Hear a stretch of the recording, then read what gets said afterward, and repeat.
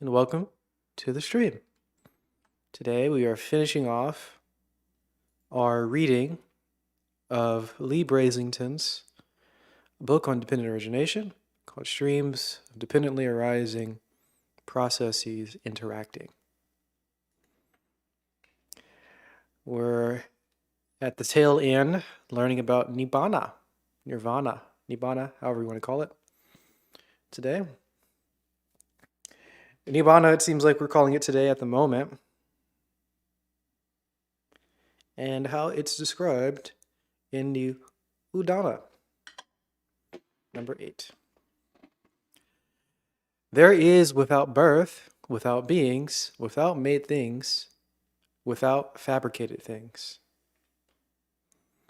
There is without birth, without beings, without made things, and without fabricated things. From the Udana 8. Number 3. What is this Nibbana, Nirvana, that we speak of? What does it look like? In this and the next 2 chapters, we will look at several suttas that give hints at what it is like and how to approach it. The first several suttas come from the Udana. The Udana is a collection in the Khuddaka Nikaya, the same volume in which you find the Sutta Nipata. Udana means exclamation or inspired utterance. And all these suttas have a prose part. Then at the end of each of the prose parts, the Buddha utters an exclamation, which is always in verse form. At times, scholars indicate that some of the verses were probably composed earlier than the prose. For some of the suttas, the prose is likely a nice lead-in. It's a very nice lead-in to the verses. For some of the suttas, this is a very little relationship between the prose and the verses. Interesting. Sometimes the verses are very, very good, even though the lead-in had nothing to do with them. For the suttas from the Udana, we'll discuss in the next chapter, the lead-in prose to the verses that do fit quite well together. First, Udana 8, number 1. Thus I have heard the Blessed One was staying near Savatthi in Jeta Grove, Anathapindika Park. On that occasion, the Blessed One was instructing, rousing, inspiring, and gladdening the bhikkhus with the Dhamma talk, connected with Nibbana. The bhikkhus being receptive and attentive on concentrating the whole mind or intent on listening to the Dhamma. Then on realizing its significance, the Blessed One uttered on that occasion, this inspired utterance. There is, bhikkhus, that base where there is no earth, no water, no fire, no air, no base of infinite space, no base of infinite consciousness, no base of no thingness, and no base of perception nor non-perception. Neither this world nor another world, nor both, neither sun nor moon. Here, bhikkhus, I say there is no coming, no going, no staying, no decreasing, no increasing, no fixing, no movable. It has no support. Just this is the end of dukkha.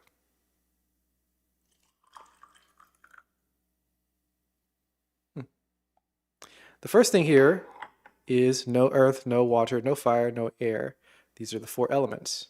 Then no 4 higher jhanas, no infinite space, no infinite consciousness, no thingness. No, neither perception nor non-perception. None of that. So, no rupa, no arupa, no materiality, no immateriality, neither this world nor another world, nor both. It's not this world, it's not someplace else, it's not both this world and someplace else, it's neither sun nor moon. Here, bhikkhus, I say there is no coming, no going, no staying, no decreasing, no increasing, no fixed, no movable. It has no support. Just this is the end of dukkha. It seems to be without opposites. It's an experience of, to use the word of modern times, non-duality. Thus, the Buddha is describing Nibbana as non-dual. What does that mean? Well, there's a whole sutta, so keep this non-duality in mind as we continue to explore.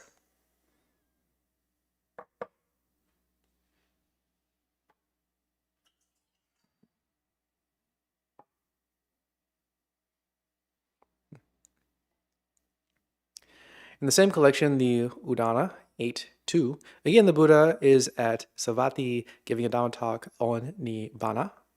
The prose is exactly the same as the previous sutta, and the Buddha gives this inspired utterance. The uninclined is hard to see. The truth is not easy to see. Craving is penetrated by one who knows.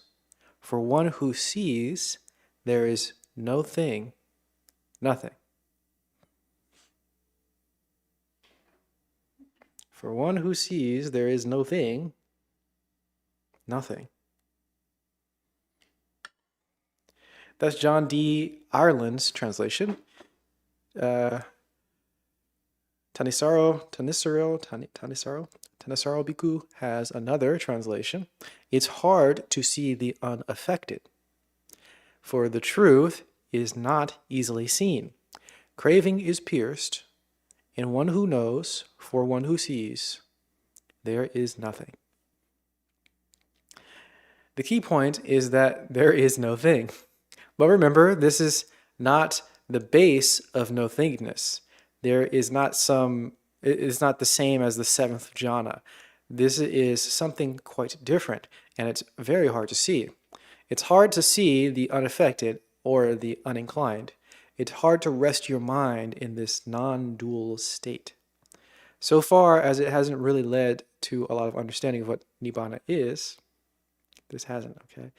The problem we encounter in the sutta descriptions of Nibbana is that they are rather cryptic. This is due to their trying to describe the indescribable. Mostly all the Buddha can do is hint at what Nibbana is not. Udana 8.3 is probably the most famous description of Nibbana, found in the suttas. Again, the Buddha is at Savatthi giving a Dhamma talk on Nibbana. The monks are listening, all the same as before, but then the Buddha gives this inspired utterance. There is, bhikkhus, a not born, a not brought to being, a not made, a not conditioned. If bhikkhus,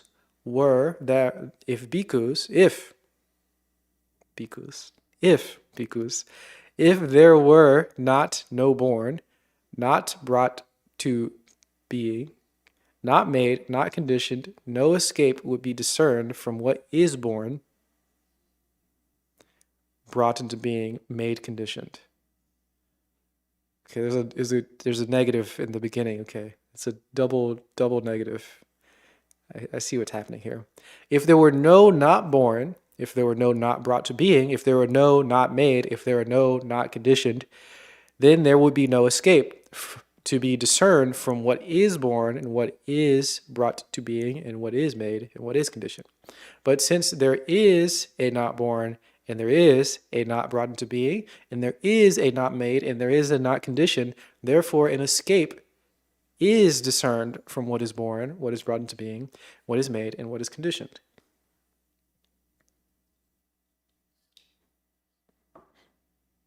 You might have heard Nibbana referred to as the unconditioned. I have.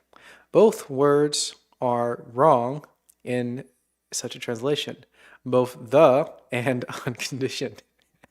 Pali doesn't have any articles, so there isn't a the or an and or a the or an a. Another translation only says that there is an unborn, unmade, unbecome, unfabricated. There's still an in front of this. Thus, a and the creates a tendency for us to think of a thing. This leads to people thinking of the unconditioned or an unconditioned as having ontological existence. That is, it's a thing. It has some ontology. The tooth fairy doesn't have an ontological existence. It is just a concept. Your body does have an ontological existence. It's not just a concept. Some people would like to make nibbana an ontological thing, something that exists ontologically. He's saying truly here, but ontologically. We even find some contemporary people basically talking about nibbana as heaven or some other heaven. This is not, it's not one of the 31 realms of existence described in some of the later suttas, but it's said to be out there, furthermore, when one becomes fully awakened and you can enter it. The thought often expressed seems to be that when one dies as an arahant, one gets to live in nibbana forever. Thus, nibbana has been converted into something very much like the Christian idea of heaven. This is which is ontologically existent in the Christian, worldview. Some Christian worldviews. This is not what the suttas are saying at all. But this mistake seems to arise due to inaccurate translations. The mistake results from the unconditioned. Emphasis on the article the, or a, or an.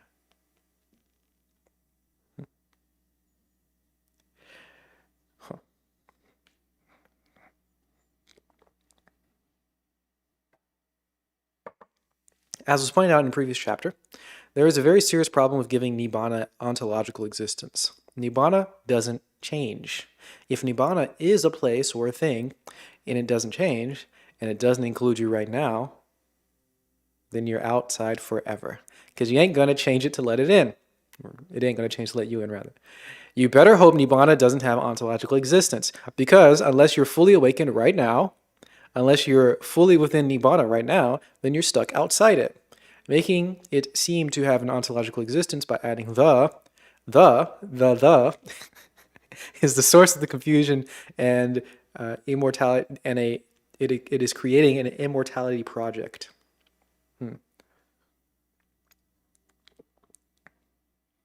But also, you could be an arahant right now and not know. That would be silly. Don't listen to that. Unconditioned is the common translation of the word asankata. Asankata. But unconditioned makes it seem like nibbana is not dependently originated. However, as pointed out in the previous chapter, Nagarjuna makes an excellent case that nibbana is also empty, which means it's also dependently originated. This matches the Dhammapada verse 279, which says that all Dhamma, which includes nibbana, are anatta, which means not self. Since Dhamma includes all phenomena, whether alive or not, anatma and anatta, more generally would mean coreless or without essence, or empty, thus dependently originated. So, unconditioned is exactly the opposite of what asankata means with respect to nibbana. More on this point follows.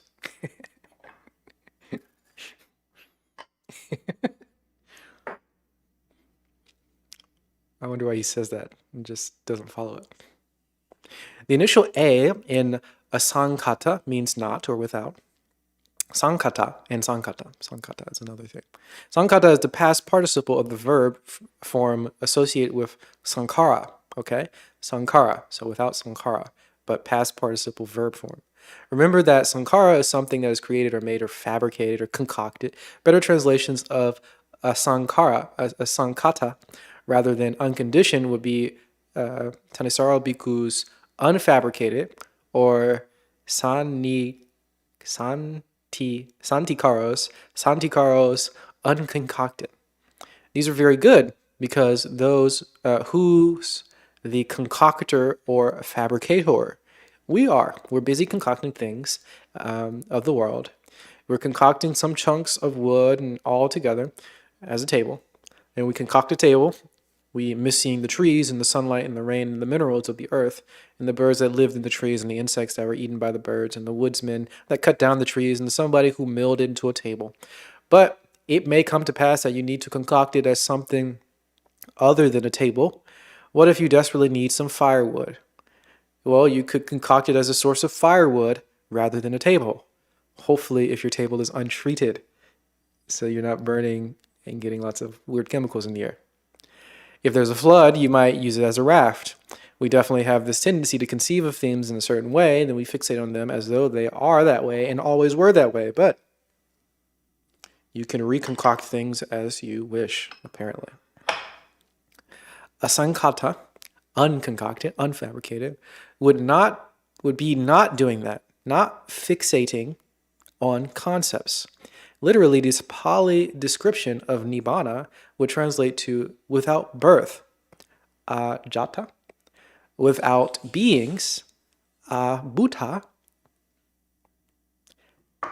without made things, kata, and without formed things, sankata. As opposed to our usual way of experiencing the world, which is with birth, with beings, with made things, and with formations. Does this remind you of the non-duality that we found in the verse above? When you look at the universe, you find everything is dependent on other things. Nothing exists independently. Earlier we saw that there really aren't any nouns. It's all verbs.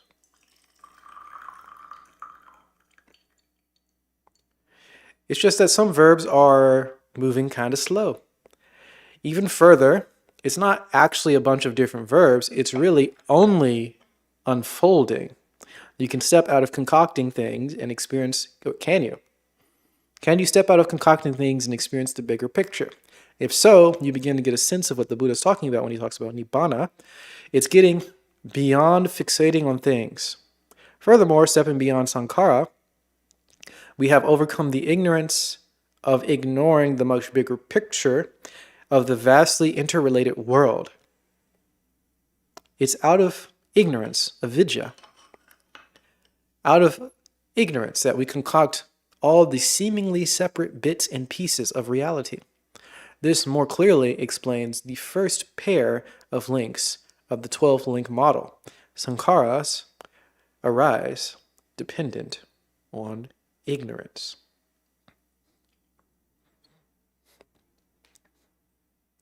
If you remember back in the chapter The Noble Quest, from the very beginning, there were two important things that need to be understood. The first one is that conditionality. That's dependent origination. The second important thing from the Majjhima Nikaya 26:19, which is also difficult to understand, is namely the stilling of all fabrications, the relinquishing of all acquisitions, the destruction of craving, dispassion, cessation, nibbana. Now we can understand stilling of all fabrications as asanghata, unconcocted, unfabricated, not fixing on concepts. The relinquishing of all acquisitions is not clinging. The destruction of craving is the end of craving. These lead to dispassion, not having our minds colored by being lost in our concepts. That leads to the cessation of dukkha. That leads to nibbana, liberation. Notice that although the first important thing, that conditionality, dependent origination, does have metaphysical implications as side effects, the second important thing is all about upgrading your behavior due to the insights gained from a deep understanding of that first important thing. So, how do we get there? Well, there's another sutta in the Udana that gives us actual practices to do. We will examine the fairly famous Bahia Sutta in the next chapter. Bahia. Okay.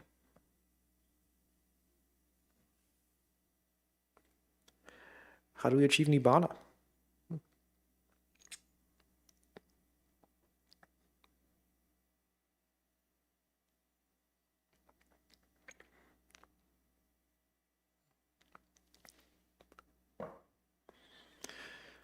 Nibbana, as described in the Bahia Sutta. You should train yourself thus. In seeing, there will merely be seeing. In hearing, there will merely be hearing. In sensing, there will merely be sensing.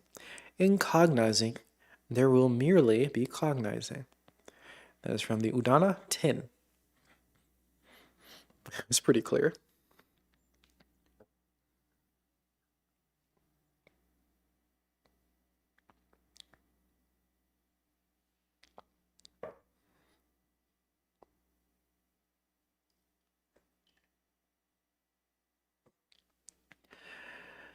The Bahia Sutta occurs in the first book of the Udana, and it's the 10th sutta in the book, 110. Was that written backwards here? I think it's written backwards here. Udana 110. Thus I have heard Buddha.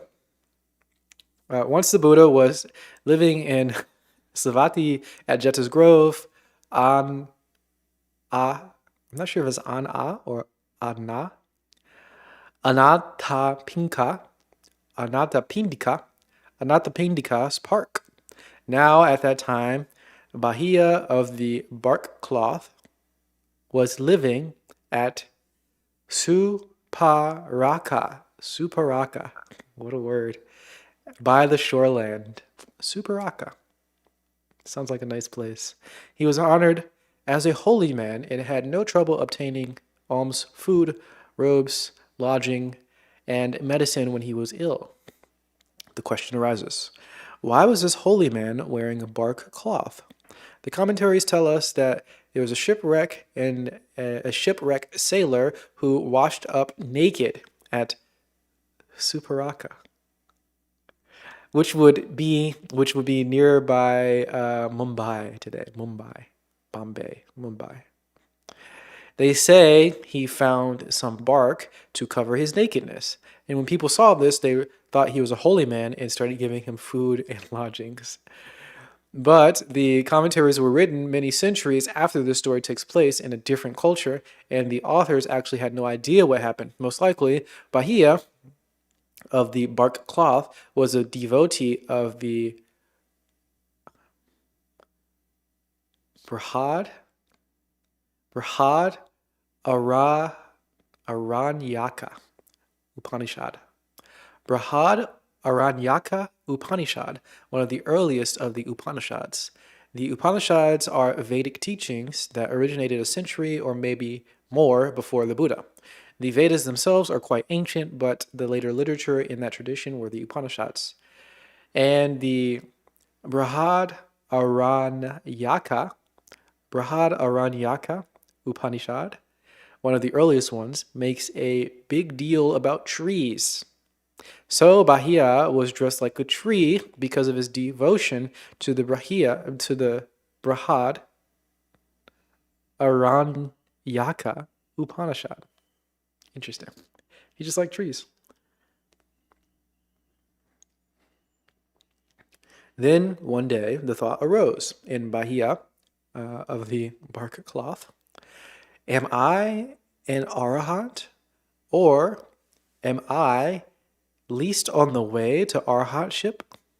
Then a deva, who was the relative of Bahia's in a former life, overheard this and thought of Bahia of the bark cloth. This deva came down to Bahia and said, Bahia, you are not an arahant. And furthermore, you do not practice a path that would lead you to be an arahant. Then Bahia said to the deva, well, who in this world is an arahant or knows the path to arahantship? And then that deva replied, in a far country, in the kingdom of Kosala, near the town of Savatthi, there is a Buddha, the perfectly awakened one. He is an arahant, and he teaches the path to arahantship. Then the Bahia of the bark cloth set his lodgings in order to immediately depart for Savatthi. He did. He stopped only for one night at each place along the way. Okay. You can't stay in one town for more than one night. He stopped for one night at each place along the way. In other words, he went directly there. He'd go as far as he could for the day. He would sleep for the night, get up the next day, and keep walking. He didn't take any rest days. He had samvega, spiritual urgency, samvega. Eventually, he arrived at Savatthi, and he went to Jedda's Grove, Anatha Pindika Park, that park. When he arrived there, he saw a number of monks doing walking meditation. He went up to those monks and inquired, "Venerable sirs, where is the Buddha? Where is the Blessed One?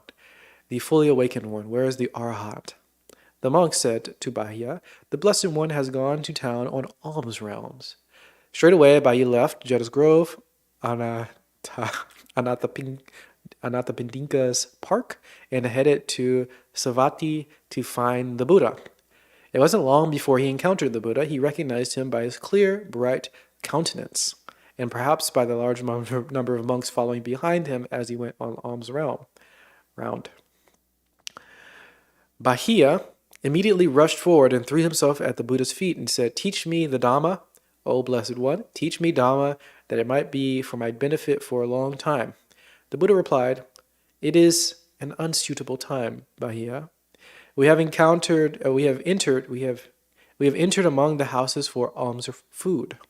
At that time, if someone got their food by going on alms round, there was a limited time window for which they could obtain alms food. People didn't have alms food available all day. They would do their cooking in the morning with some extra cooked for any recluse or beggar that came by.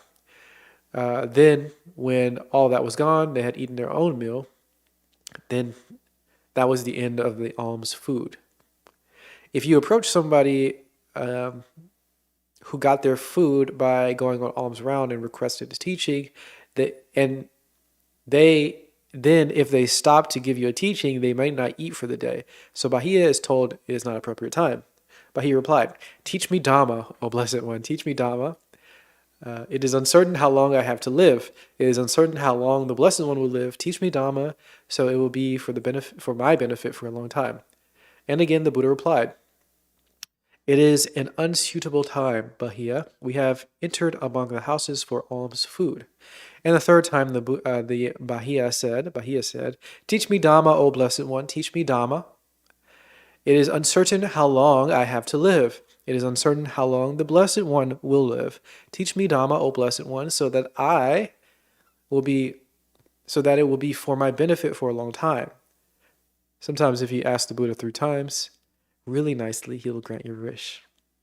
Herein, Bahia, you should train yourself thus. In seeing, there will merely be the seeing.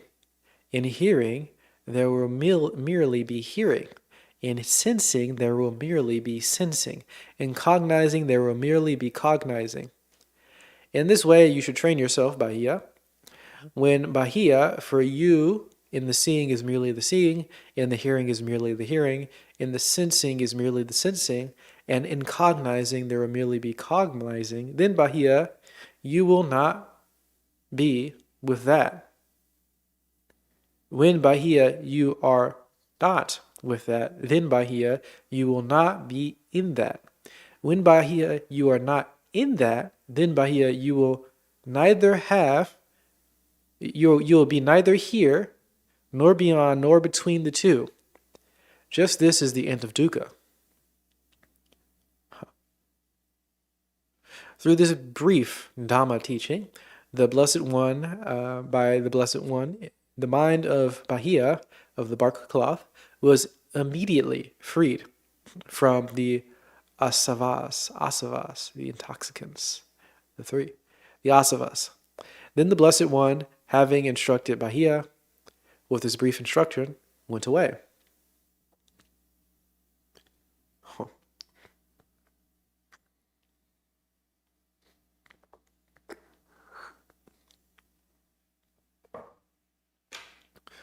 Well, we wonder, why did the Buddha give this particular teachings to Bahia of the bark cloth? Why did it have such a profound effect? The bark cloth clothing marked Bahia as a serious follower of the Brahad Aranyaka Upanishad.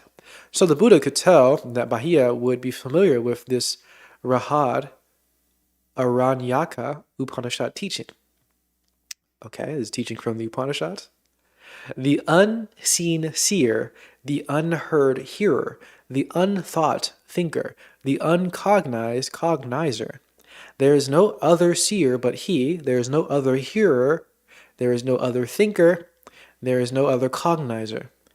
This is thyself, the inner controller, the immortal.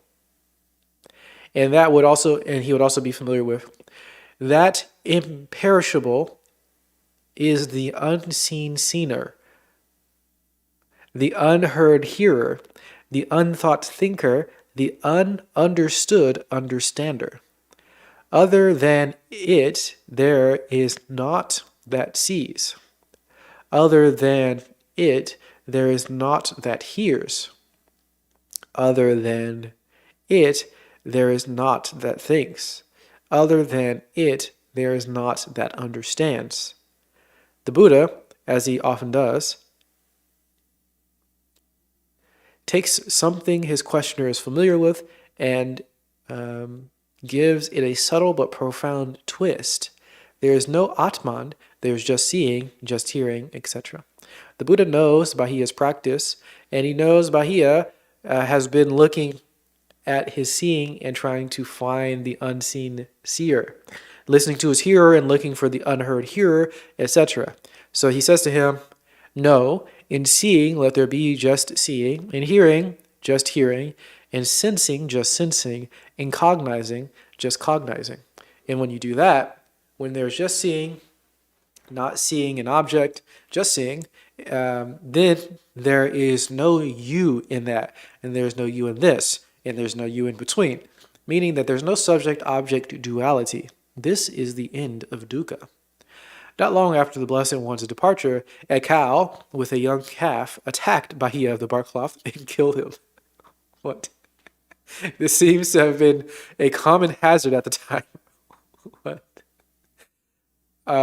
Today, it would be as if somebody went to their weekly meditation group and on the way home, a drunk driver ran a red light and killed them. Okay, that makes more sense, I guess. Only they didn't have drunk drivers back then. They had cows with calves. And there were no fences, just like today in India. You can imagine Bahiya is walking along and just seeing seeing, he's just seeing. And there's a cow over there to the left and a calf to the left. And there's another cow to the right. And the assumption, of course, is that the calf on the left goes with that cow on the left. Bahiya walks between the calf on the left and the calf on the right, which is the real mama. And oops, he's done it. Is there some rule that you can't cross between a calf and a cow? I'm not familiar with this. So apparently you can't walk between a cow and its babies. Never heard that before. And I didn't know cows were violent. Okay. I say I'm assuming the cow is a lady cow.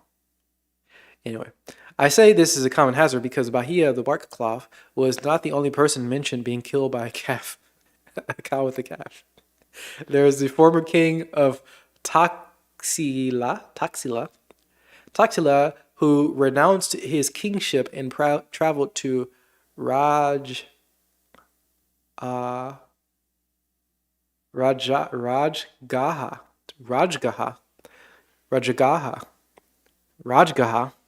and became a Buddhist monk. He actually encountered the Buddha one night in a potter's shed, and the Buddha gave him a discourse during which he attained the third level of awakening.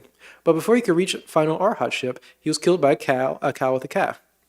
There's also the story of the Supa Buddha, the leper, who saw a large number of gatherings of people, thinking that it may be a free distribution of food. He went to the gathering, but no, it was just someone giving a talk.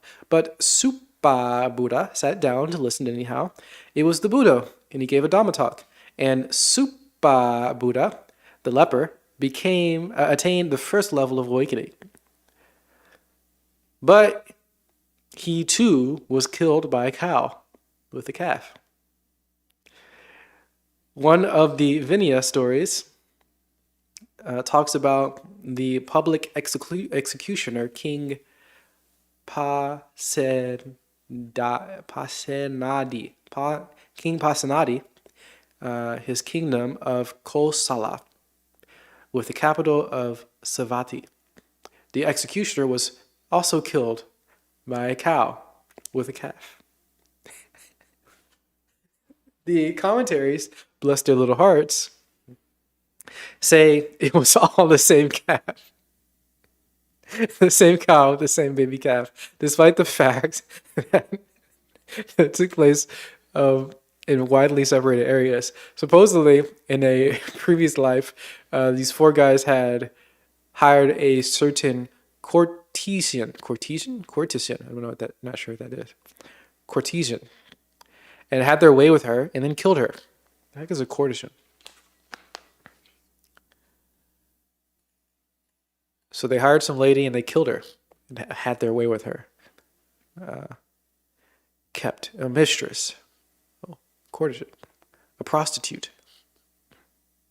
Okay. Well, I didn't learn how to say it, but I'll just keep saying courtesan. They say had her way with her as if it was like a bad thing, but she was a prostitute. But why did they kill her? That's pretty strange. Anyway, she came back as a cow and killed them. Okay. Be careful when studying the commentaries. A cow with a calf is just a hazard at the time, and poor Bahia got caught in that hazard. Okay. So don't believe the past life of a prostitute coming back to a cow, killing people. What a murder spree across India. When the Blessed One, having walked for alms round in Savatthi, was returning for alms round with a number of bhikkhus, on departing from the town, he saw that Bahia of the bark cloth had died. Seeing this, he said to the bhikkhus, "Bhikkhus, take Bahia's body, put it on a litter, carry it away, burn it, and make a stupa. Make a stupa for it." I don't know what that is. "Your companion in the holy life has died." "Very well, venerable sir," these bhikkhus replied to the Blessed One, and so they did. When they were done, they went to the Blessed One and prostrated themselves, sat down on one side or the other, and told them what they had done, adding, "What's his destiny? What's his future birth?" Bhikkhus, Bahia of the bark cloth, was a wise man. He practiced according to the Dhamma, and did not trouble me by disputing about Dhamma. Bhikkhus, Bahia of the bark cloth, has attained final Nibbana. Then, on realizing its significance, the Blessed One uttered, on that occasion, this inspired utterance: "Where neither water nor earth nor fire nor air gain a foothold, there gleam no stars, no sun sheds light. There shines no moon, yet there is no darkness.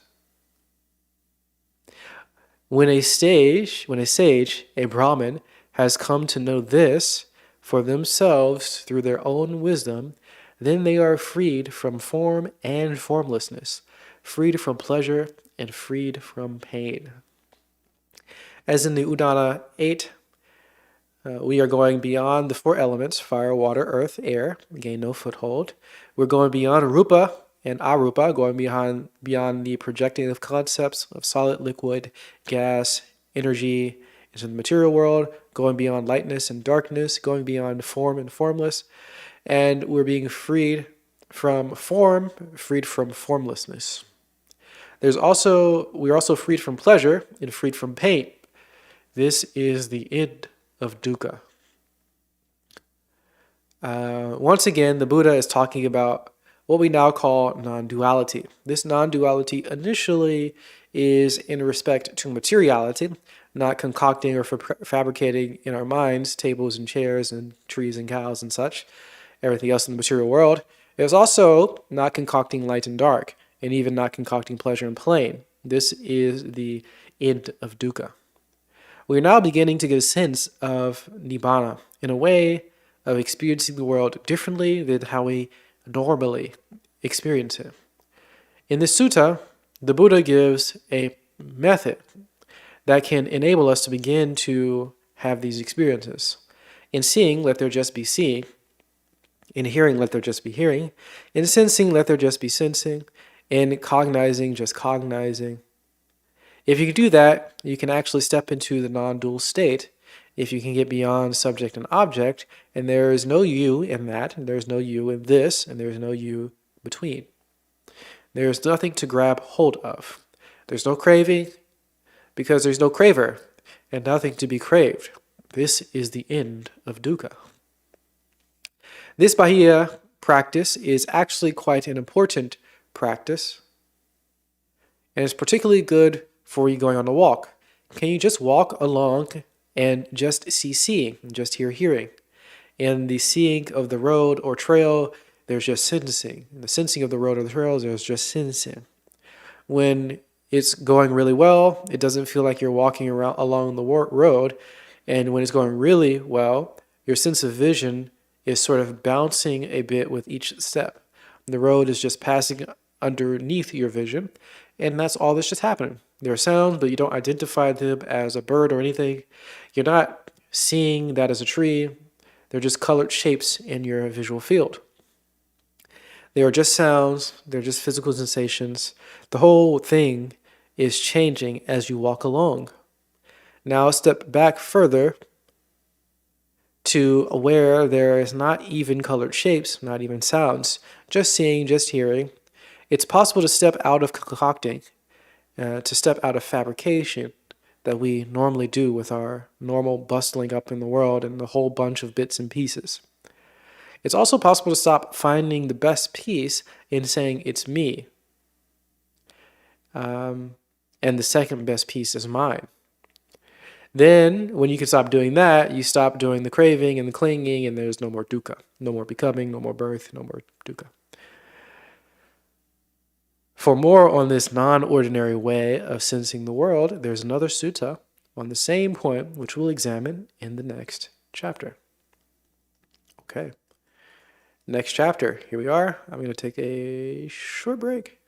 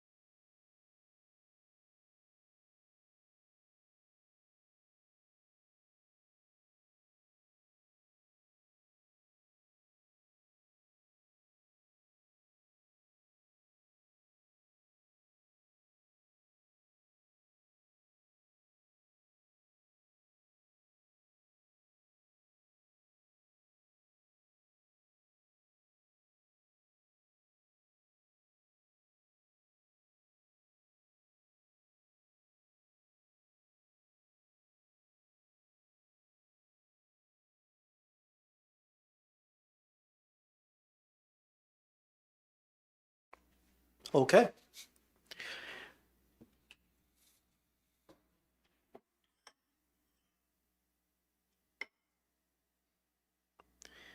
Nibbana as described in DN 11. Digha Nikaya. Where consciousness is signless, limitless, and all illuminating. From the Digha Nikaya 1185. The Kevada Sutta in the Long Discourses, the Digha Nikaya, is another sutta like the Majjhima Nikaya 38 that appears to have been created by joining two different discourses together.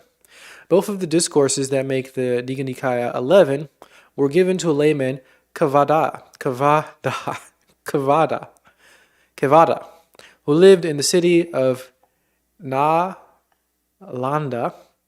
Nalanda, Nalanda is just north of Rajagaha,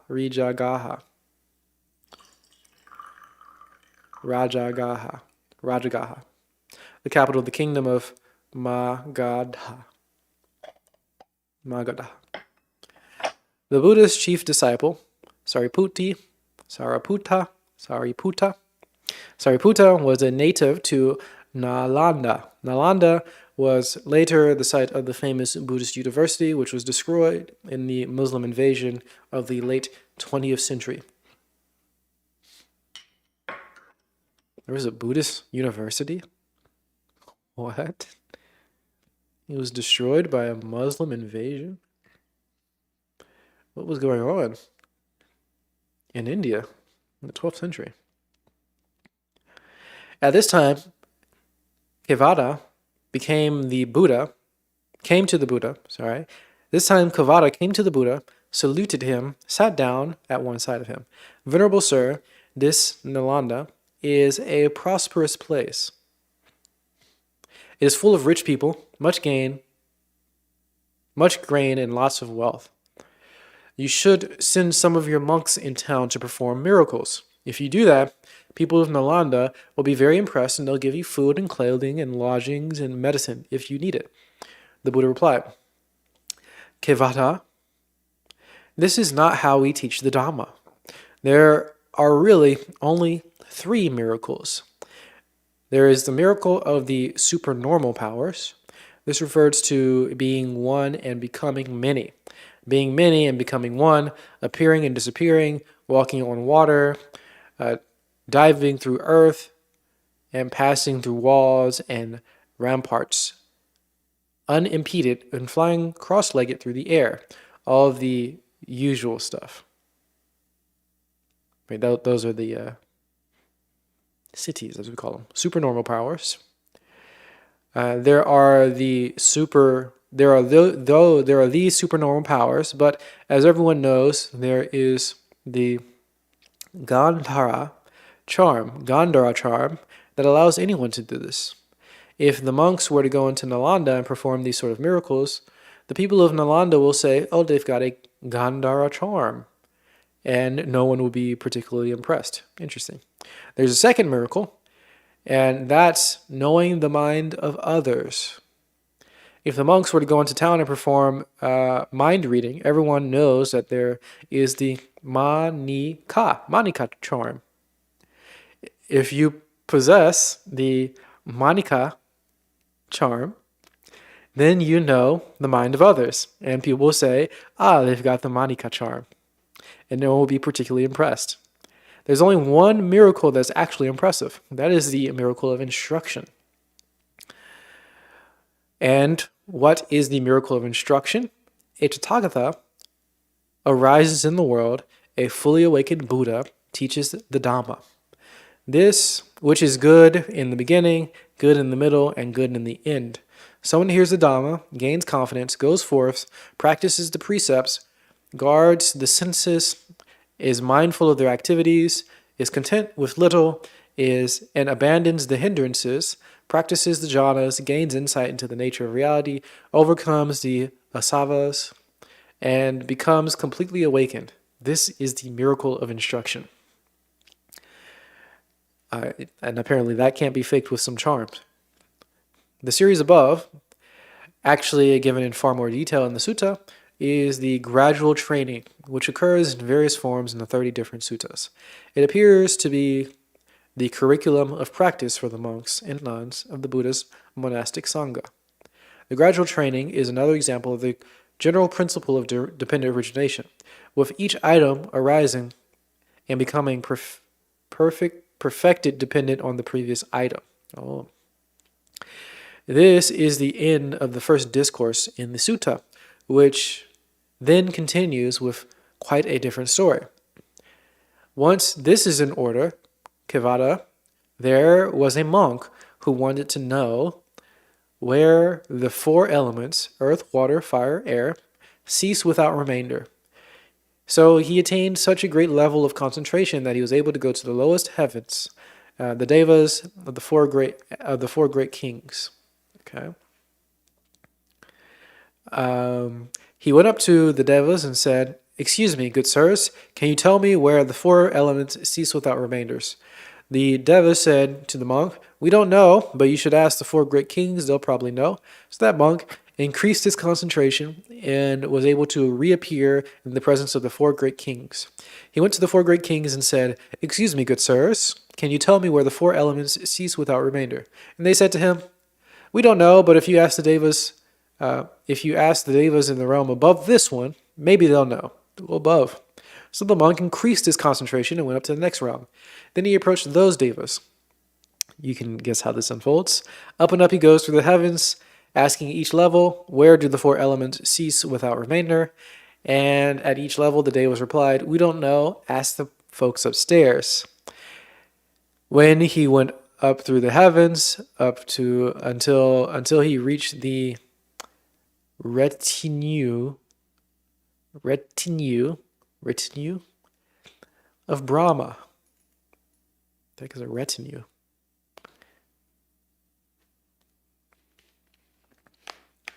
The attendants. Retinue. Retainers. The retinue of Brahma. Okay. He approached those devas and asked, "Excuse me, good sirs, can you please tell me where the four elements cease without remainder?" And those devas said to him, "We don't know, but you should ask Brahma. He knows everything." The monk asked, "Where do I find Brahma?" "Oh, no one knows where to find Brahma." "Well, how do I ask him?" "Well, sometimes he shows up and there you can ask him." "Well, how'll I know when he shows up?" "Oh, you'll know there'll be a bright light and the sound of thunder and lots of sweet-smelling incense. The Brahma will appear and he will announce himself." Okay. So the monk went over to the corner, sat down to meditate. It wasn't too long until there was a bright light, a sound of thunder, lots of sweet-smelling incense. And Brahma appeared and announced himself in a loud voice. "I am Brahma, creator of the universe, lord of all. I know everything. I see everything." The monk then walked up to him. "Excuse me, good sir, can you tell me where the four elements cease without remainder?" The Brahma replied, "I am Brahma, creator of the universe, lord of all. I know everything. I see everything."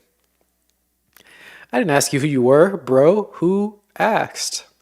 "You already told me that. Can you tell me where the four elements cease without remainder?" "I am Brahma, creator of the universe, lord of all. I know everything. I see everything." Bro, can you stop saying the same thing over and over? Tell me where the four elements cease without remainder. Then Brahma took the monk by the arm, led him aside. "Yo, these guys think I know everything. I don't know where the four elements cease without remainder, but by the looks of you, you're a Buddhist monk. Go ask Buddha." So as quickly as a strong man could extend his arm and draw back, the monk disappeared from the Brahma realm, reappeared on earth. He went to the Blessed One, saluted him, sat down on one side, and said, "Venerable sir, where do the four elements cease without remainder?" The Buddha replied, "Well, you've been wandering around far as the Brahma realm, asking this question, and now not finding it, you come back to me. But monk, you should not ask your question in that way. Where do the four elements cease without remainder? Instead, this is how the question should be put. Where do earth, water, fire, and air have no footing find?" What? Weird structure of that question. Where do earth, water, fire, and air no footing find? Where do long and short, small and great, beautiful and ugly, where do name and form completely come to an end? The answer is where consciousness is signless, limitless, and all illuminating. That's where earth, water, fire, and air no footing find. They're both long and short, small and great, beautiful and ugly. Their name and form come to an end. With the cessation of consciousness, all this comes to an end. This is a bit cryptic. The wrong question is, where do the four elements cease without remainder? The right question is, where do the four elements no footing find? This harkens back to the verse of the Bahia Sutta, where the Buddha says that the four elements find no footing, or no footing find. Did he say it that weird way the first time? Where the four elements no footing find, their dark and light don't occur. Here he expands the teaching to say it's where consciousness is signless, limitless, and all illuminating.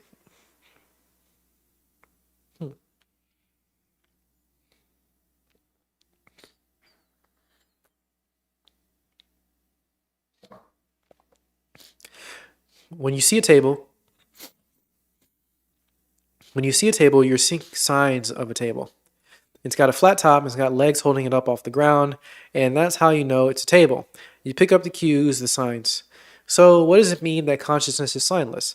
How about consciousness, a consciousness that is, and seeing is just seeing, and hearing is just hearing, and sensing is just sensing, and cognizing is just cognizing? How about a consciousness that's not fabricating, and not concocting a table, not giving birth to a table, and not making a table? That's a way of experiencing the world without fixating in any way on the objects or characteristics of an object being sensed, or in the one doing the sensing. It's looking at the world from a non-dual perspective. Nibbana is not a thing. It doesn't have ontological existence. It's a realization. It's a realization that there is nothing but streams of dependently originating processes interacting. So da, so da, so da, pi. I think that's how he says it. Oh, he usually calls it dependently arising processes. That's fine. Anyway, without even making a thing out of the streams. So don't even make things out of the streams. So don't concoct the streams. If you concoct streams, then you will not quite gotten all the way to the point. Everything is not a thing. It's just dependent on other things, which aren't things. It's a little hard to talk about. You can see why the Buddha says that it's this and it's not that. It's not this and it's not that. It's consciousness that's signless. But it's not just your ordinary open awareness, which is also a form of consciousness that is signless. Indeed, open awareness, a Bahia practice, is certainly helpful in gaining this realization. But the realization of Nibbana does seem to require a breakthrough and a much deeper understanding. An understanding that is so profound that it permanently changes the way that you experience the world. The best totally inadequate simile I can offer is to ask you to remember what it was like when you found out that there was no Santa Claus. Apologies for those of you who never believed in Santa Claus, or for those of you who still believe in Santa Claus. It may be inadequate. I remember I saw the world differently. There was fear. Fear I wouldn't be getting any more of those really premium Christmas presents. But there was also a different way of seeing the world and realizing that the big guy in the red suit, it wasn't really different, but I was different. The breakthrough experience of Nibbana is a realization so profound, it permanently changes you in your relationship to the world. And it's really important component to what I've experienced is a signless consciousness. Interesting. I never believed in Santa, and it kind of seems weird that would be such a profound experience.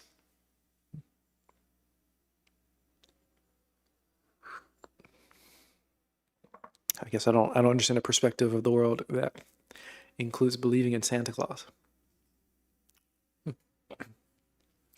When consciousness is signless, it's also limitless.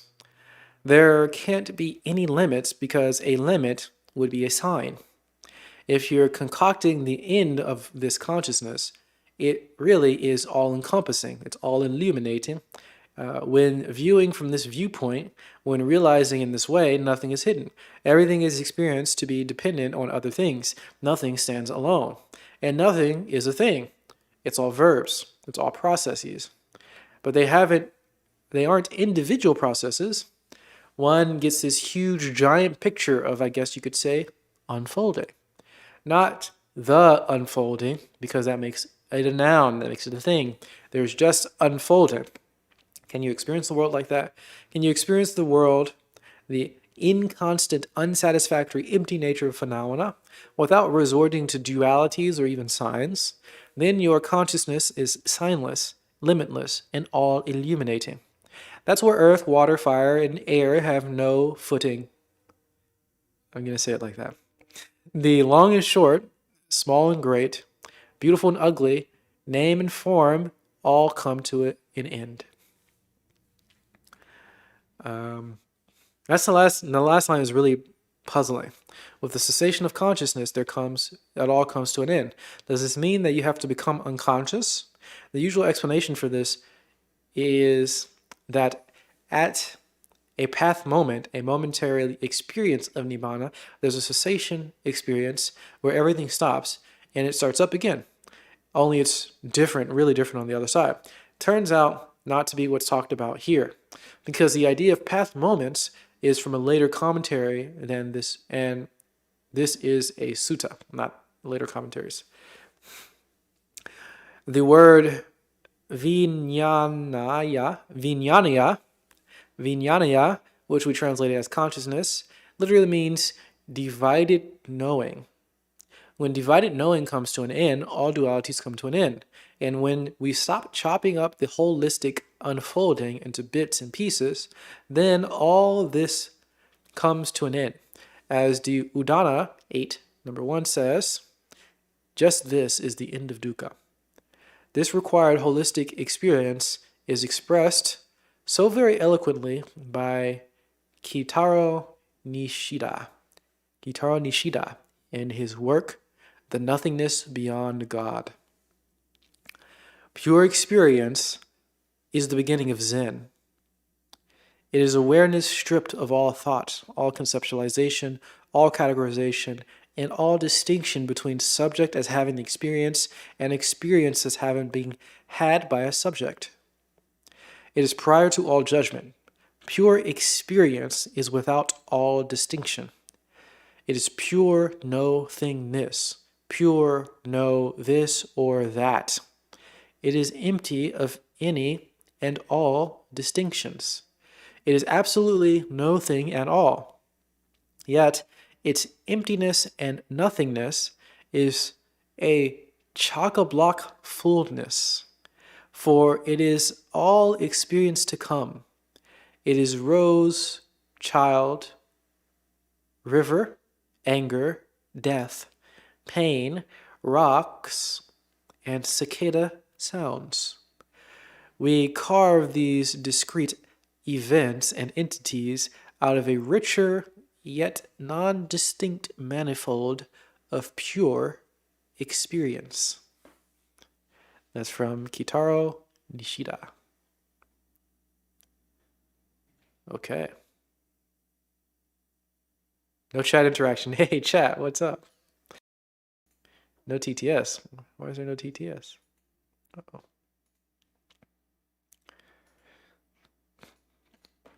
Just getting through the reading, I think.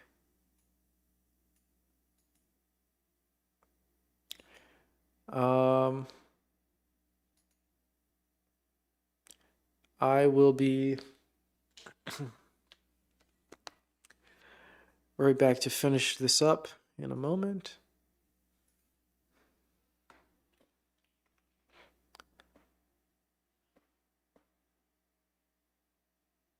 No TTS. Oh, okay. RB.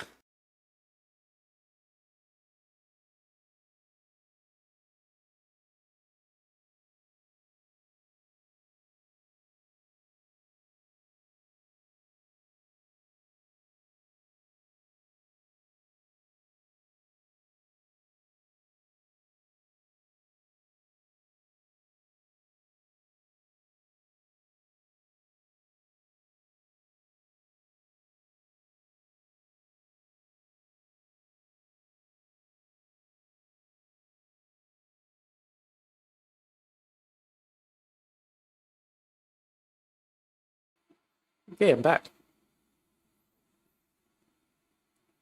Tea is great. It's got this green tea, the rolled buds, pure grade, pure bud Bilochun. From you, thanks. Bilochun. That's pretty good.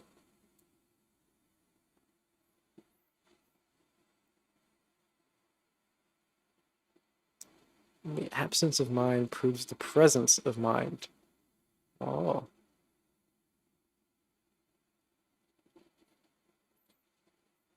Okay, well, we've got to finish reading first. We're almost done. Well, it's such a short video. Well, let's watch it. Short video. We'll watch it. River! Man, I'm so thirsty. My mouth's still all dusty. Ah! Drink the water. Whoa, okay, Jake. Don't drink the water. Come on, I'm so thirsty. Dude, that school wants you to drink the water. It's bad water. Don't drink the water. See? That means good, right? Yep. Jake? Jake? Why are you making stupid face? Who's Jake? Dang it, I knew that water was junk.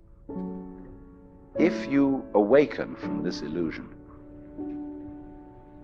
and you understand that black implies white, self implies other,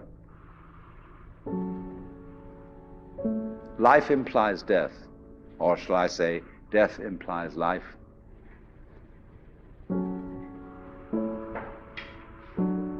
you can feel yourself not as a stranger in the world, not as something here on... Jake, get out of that water right now. What the heck? Okay. Well. Wow.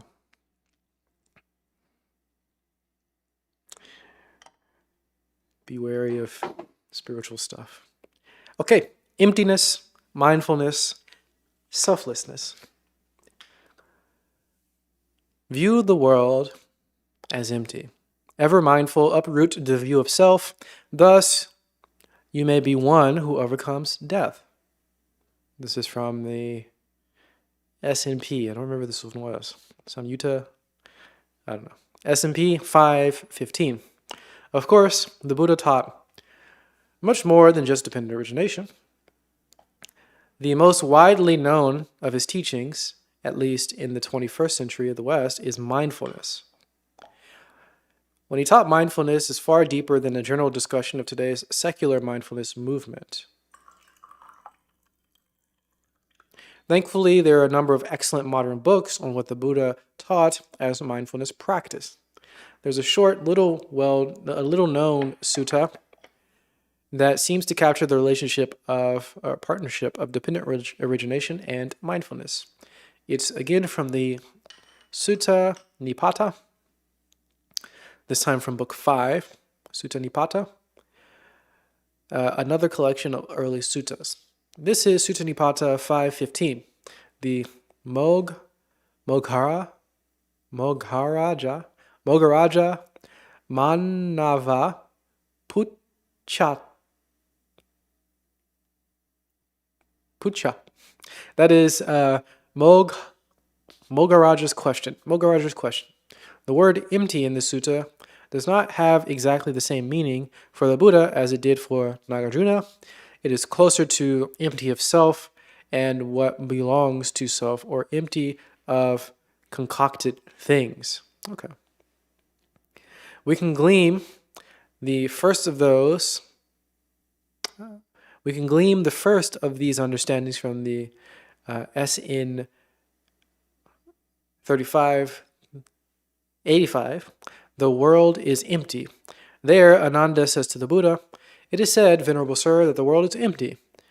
In what way is it said that the world is empty?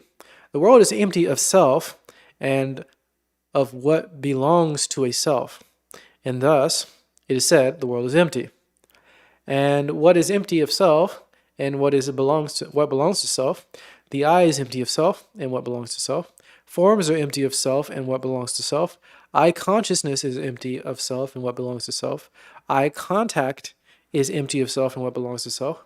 Whatever Vedana arises, whatever Vedana arises with eye contact as condition, whether pleasant or painful, neither painful nor pleasant, that too is empty of self and of what belongs to self. The same is then repeated for the ears and the sounds, nose and smells, the tongues and tastes, body and textures, the mind and mental objects. Notice that the sutta states forms are empty, anticipating later the Heart Sutra by many years.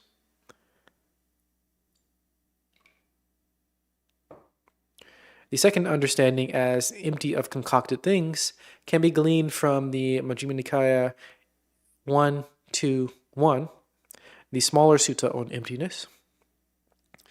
There, Ananda wants to know what the Buddha means when he says, "These days I often practice meditation on emptiness." The Buddha replies by providing instruction for a gradual descent to a mind state empty of concoctions. By way of example, he points out that the meditation hall is empty of disturbances of the village life. The forest is empty of disturbances of the meditation hall. By not attending to the perceptions of the forest, one can focus on the singleness based on the perception of earth, and then there is no disturbances of forest. By not attaining to the perception of earth, one focuses in turn on the singleness based on each of the four immaterial states, dropping one and moving on to the even more subtle next one.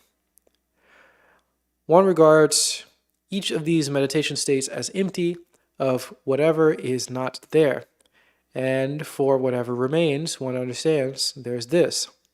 Finally, not attaining to the perception of any quality of there being any previous objects, one attains the singleness based on the signless concentration of mind, which would be resting on the Bahia practice without distraction. There is only the non-emptiness connected with the sensory spheres, dependent on this very body, conditioned by life. This is one's genuine, undistorted, pure descent into emptiness, supreme and unsurpassed. If one can deeply realize that even the signless concentration of mind is concocted on mental. I'm going to take that sentence again. If one can deeply realize that even the signless concentration of mind is concocted and mentally fashioned, and drop that, one becomes liberated. So even the signless concentration of mind is concocted, and you can drop that. There's far more to this profound sutta than this very brief summary. So read it if you wish. Both of these sutta understandings, empty of self and what belongs to self, and empty of concocted things, fit the Buddha's answer to Mogaraja, and as does Nagarjuna's empty of essence and dependently originating. But all these things will arise from viewing the world from a streams of dependently arising phenomena interacting perspective. Whatever understanding you plug in for emptiness or empty will have three keystones of the Dhamma. There'll be emptiness, mindfulness, and selflessness. Mogaraja.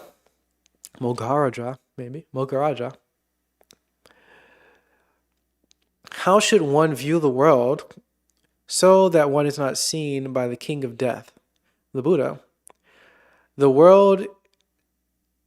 View the world as empty. Ever mindful, uproot the view of self. Thus you may be one who overcomes death. So viewing the world, one is seen by the king of death. Not seen.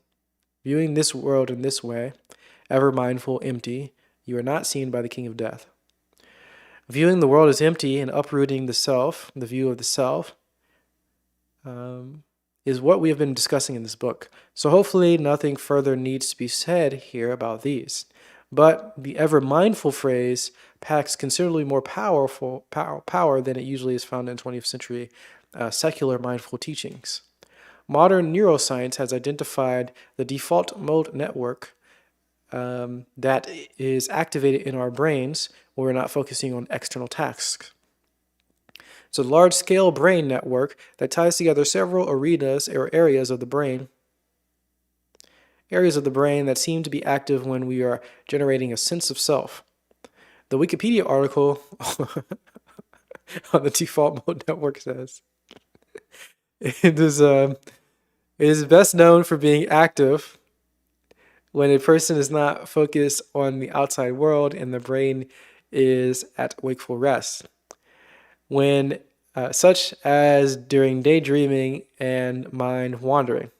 Other times, the default mode network is active include when the individual is thinking about others, thinking about themselves, and remembering the past and planning for the future. This is a very funny citation. Of course, you guys remember, maybe if you're old enough, that Wikipedia was not trusted in schools as a source. Also, it's not a very good source because Wikipedia can change. But surely this thing was cited in Wikipedia. It had a citation that he could have referenced, which would be unchanging. Generally, more so unchanging, I guess. A little bit more solid, so that a person could reference the source rather than referencing Wikipedia, which may change at a future time. Anyway, it's kind of a silly thing. Okay, silly thing. If the above description of the default mode network sounds like the opposite of mindfulness and more like papanyaka, you begin to get a sense of what the Buddha is talking about when he says to be ever mindful, rather than our usual way of being lost in thoughts that generate more thoughts and generate even more thoughts, papanyaka. Basically, in the addition to viewing the world as empty, which would include not being fooled by your conceptualization, we need a new default, one superior to the typical default mode network. And that would be being ever mindful. When there is no task at hand, there needs to have your full attention, which of course requires mindfulness. Then just be fully mindful of your current sensory input, continuously mindful of here and now, rather than wandering off in papanyaka. This combination of emptiness and being ever mindful is our method for not being fooled by our conceptualization and for engaging with the world as it is actually manifesting. Wow.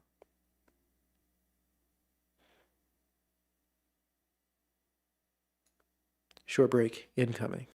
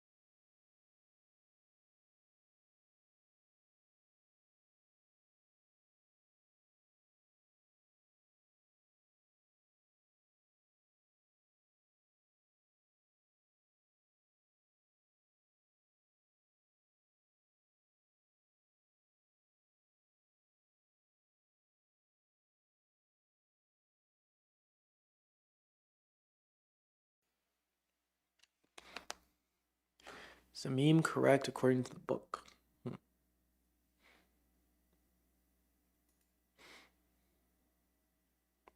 This is Ralph. Ralph is a concept created while reading this. When you stop, Ralph ceases to exist. Your attention is a thin barrier between Ralph and the void. I'm scared, says Ralph. Interesting. Well,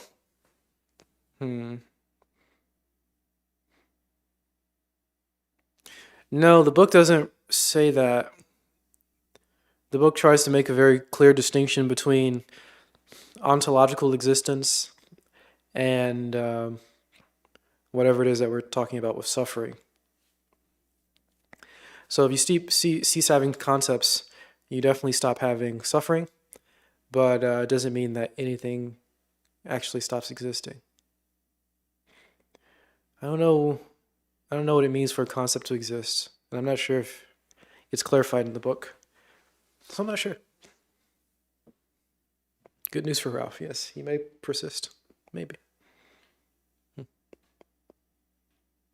I finding the book enjoyable or beneficial? I like some of the words. A lot of the poly words kind of feel nice in the mouth. So that's pretty enjoyable. Beneficial, I'm not really sure. I don't know if I have a particular goal with reading it. But I guess I do think I'm understanding dependent origination a lot more. So in that sense, I think it is beneficial. It's making me understand the thing that it seeks to have me understand, I think. Okay, I think this is our almost the last chapter. Then there's an afterword. All right. Don't be fooled by conceptualization. Conceptualization is indeed the source of papanyaka. This is obsessive proliferation. Thoughts on thoughts on thoughts on thoughts. Papanyaka.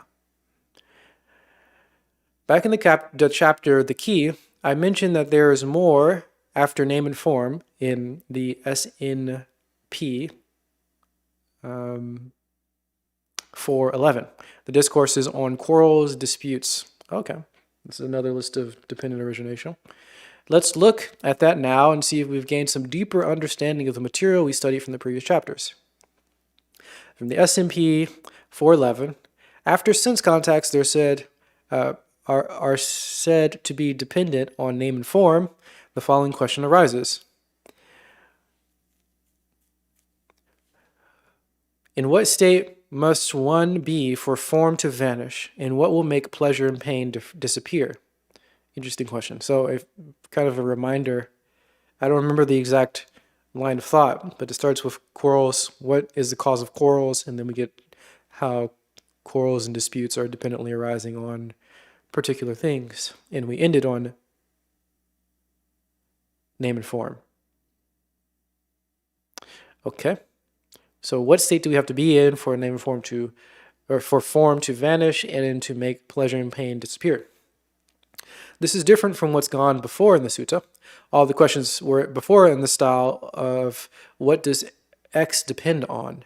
But here the question is what is not what does name and form depend on? It is how do name and form disappear? The answer is cryptic, of course. Neither perceiving ordinary perceptions, nor misperceiving perceptions, nor unable to perceive, nor having perception destroyed. Maintaining oneself in this way, forms do not occur, because obsessive proliferations have perception as origin.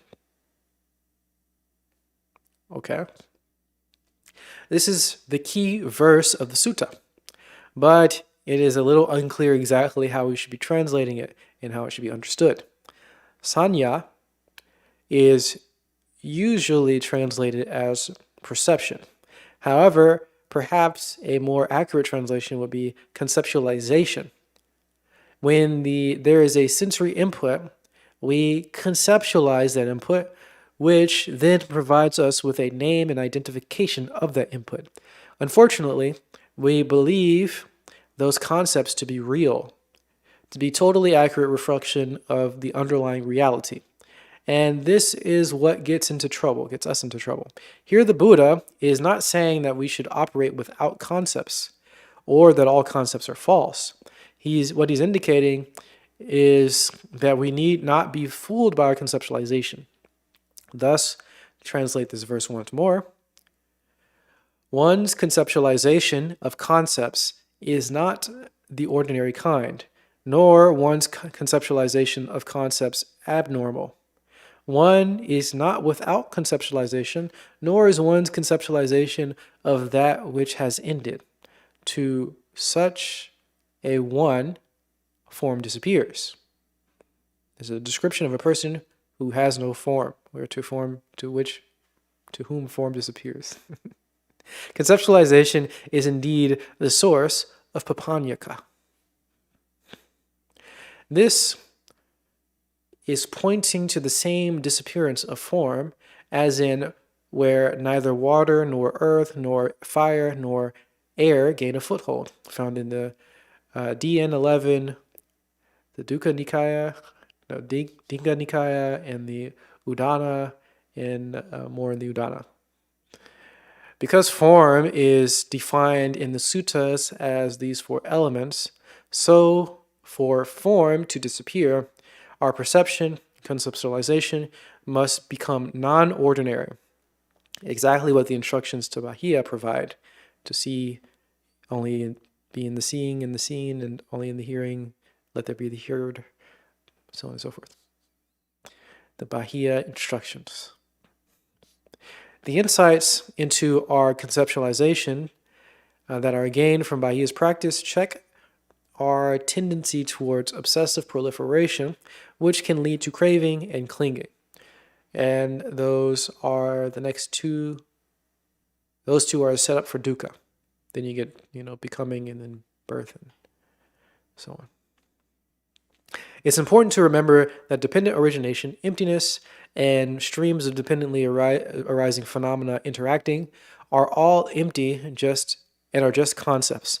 None of them is the ultimate, and none of them are metaphysical in any sense, even if they do have some sort of metaphysical implications as some side effect. They're just useful concepts intended to help us escape from our ordinary way of conceiving the world. In particular, streams of dependently arising phenomena streams of dependently arising processes interacting is not any final word.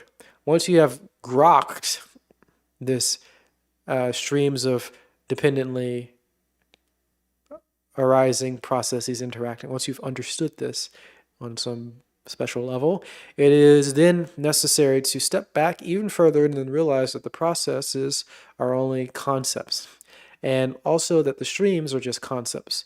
Each time we conceive of a process, we're beginning to lose sight of all other processes of that stream.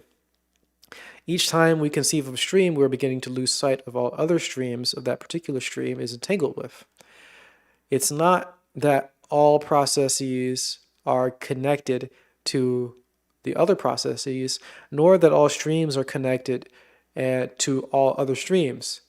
It's that all of these are interconnected to so many other streams and processes that the full picture leaves us only with this indivisible unfolding.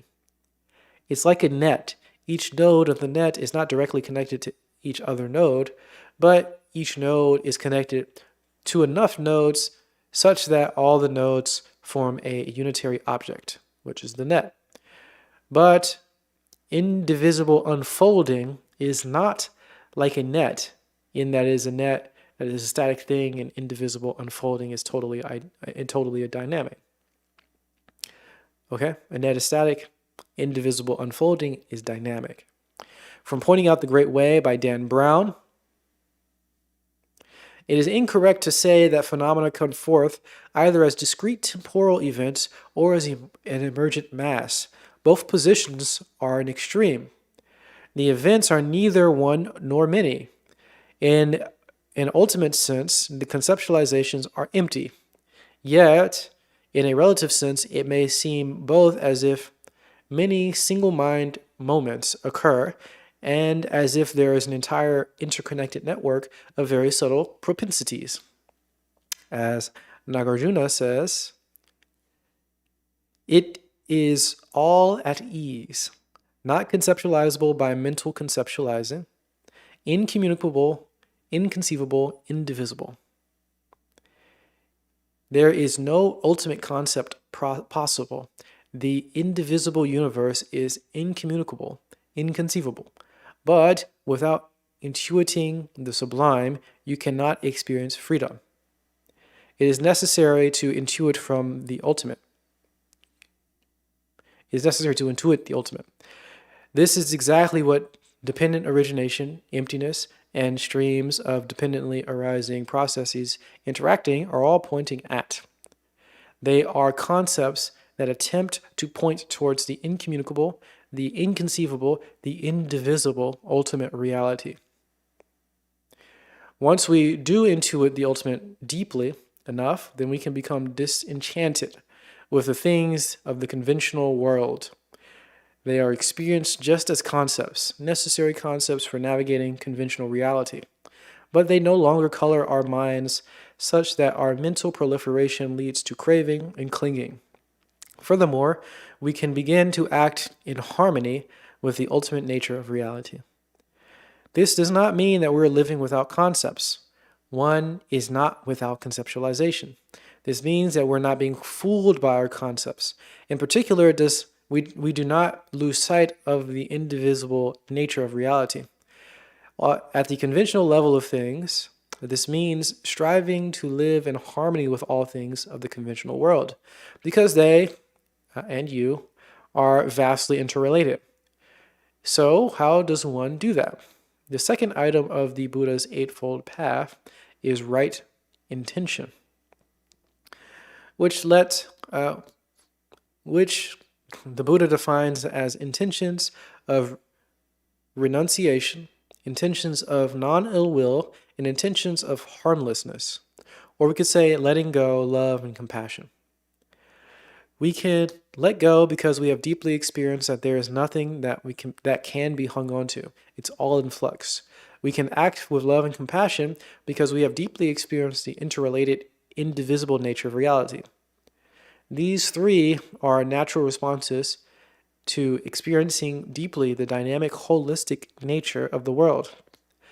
All three arise because we no longer are trapped into believing our conceptualization will yield the full picture of the world.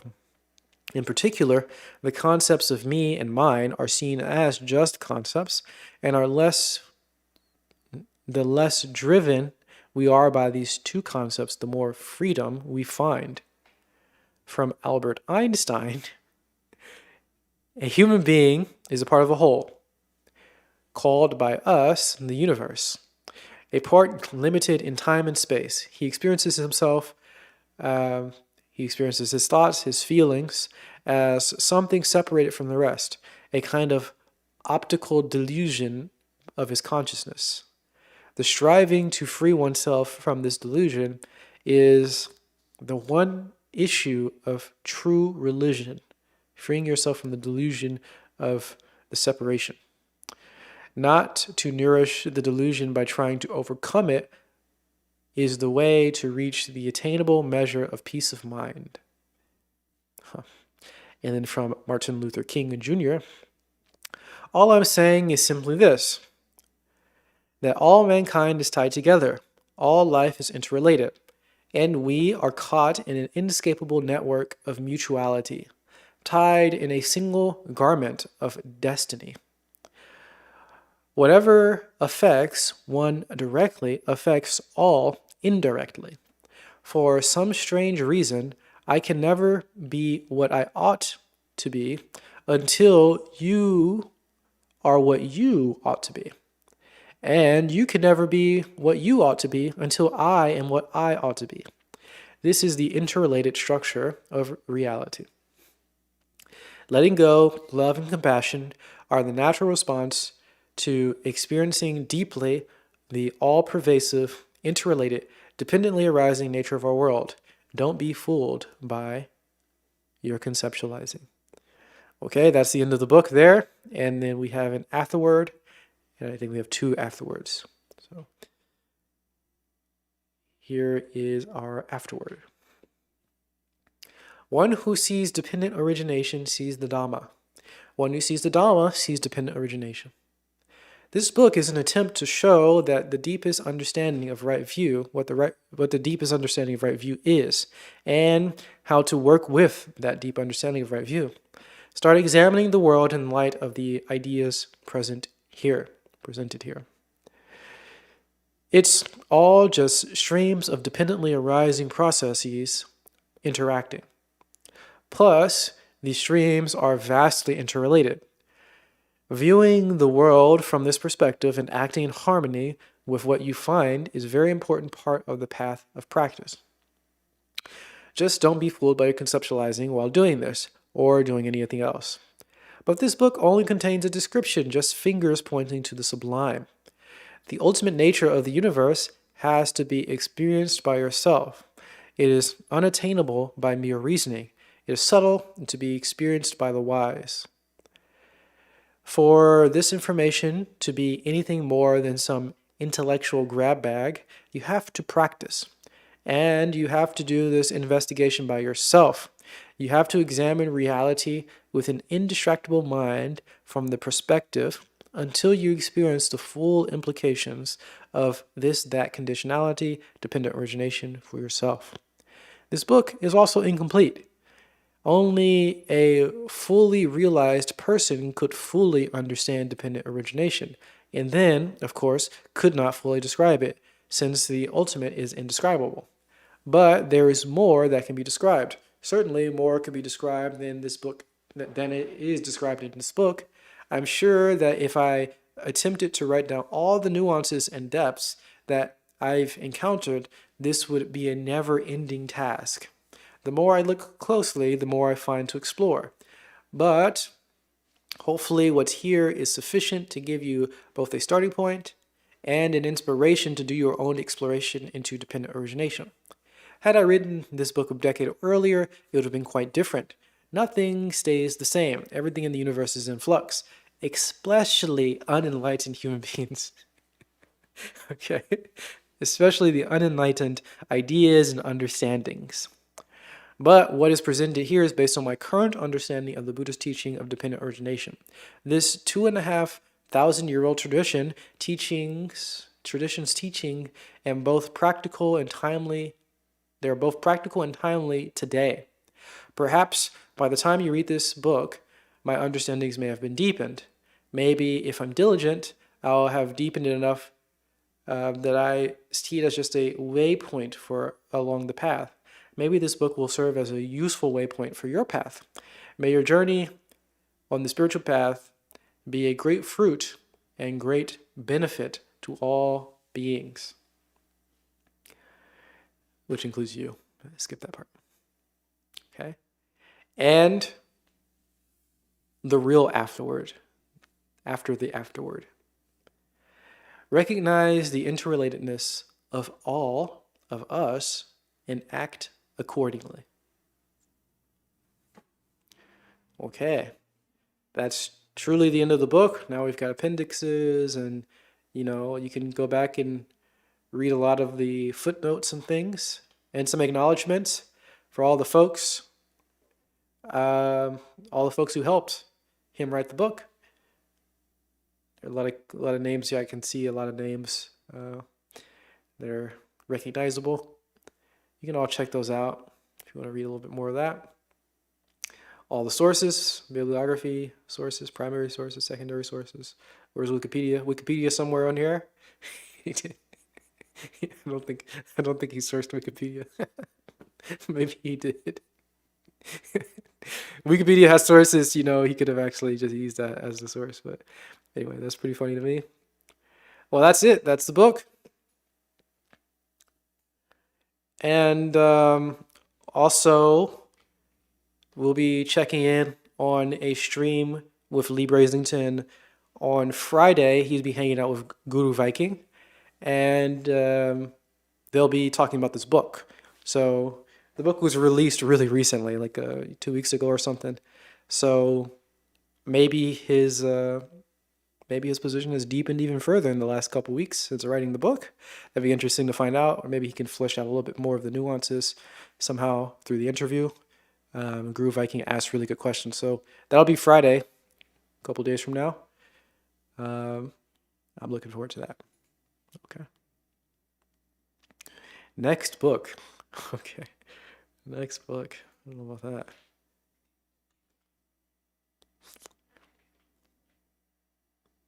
Next book. How to Do Nothing with Yourself, All Alone, by Yourself. Wow. What a title. I think not.